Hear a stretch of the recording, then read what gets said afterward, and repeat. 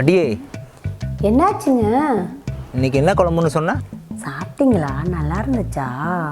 ஏய், கேட்ட கேள்விக்கு மட்டும் பதில் சொல்லு. மீன் குழம்பு. மீன் குழம்பா? அப்புறம் ஏன்டி சாம்பார் மாதிரி இருக்கு?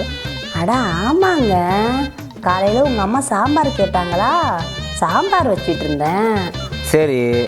ஆசையாக நீங்கள் மீன் குழம்பு கேட்டிங்களா, அதான் ஃப்ரிட்ஜில் வந்த 2 மீனை கழுவி போட்டேன். சாப்பிட்டீங்களா?